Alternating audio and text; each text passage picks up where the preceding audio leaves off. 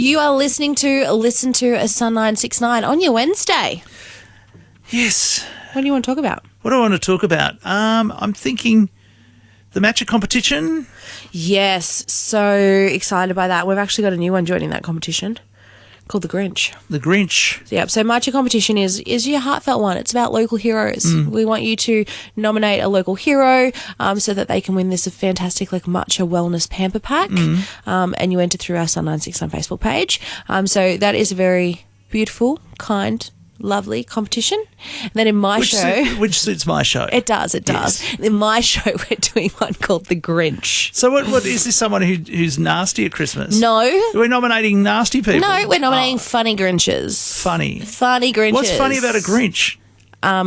Lots of things. Have you seen the movie? It's hilarious. I've seen all the Grinch stuff over the years. So it's hilarious. Jim Carrey's the lead. Of course it's funny.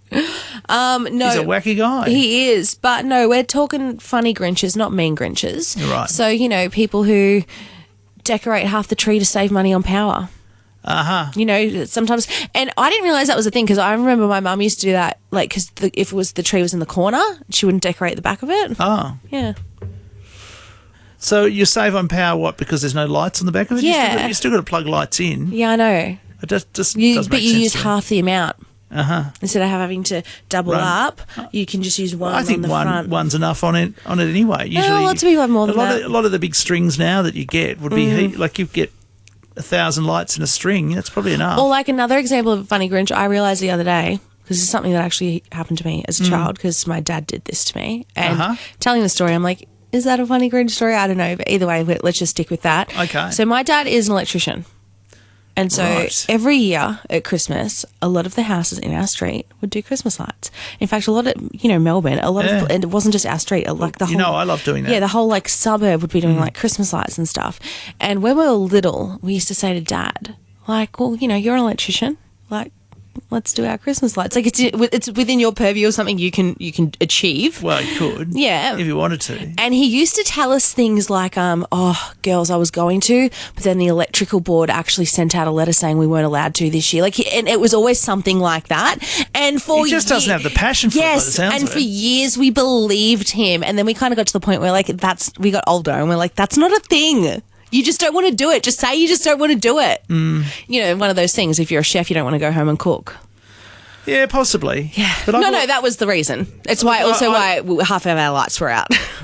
Yeah, maybe. Because 100%. Well, for that side of things. But look, you have to be a Christmas lights person, which I am. Yeah. You have to be a nut. Yes. You have to be completely crazy. And my dad's pretty sane. And that's probably why. Yeah. So at the end of the day, I as a kid used to play with the Christmas lights, because in the old days you'd have to screw in a globe and then it would be flat and whatever, and you'd have to get new globes and whatever. We had those ones that if one globe went, all the lights are ruined from one globe going out. And that was always the problem. So you're trying to test it. Okay, take this one out, take that one.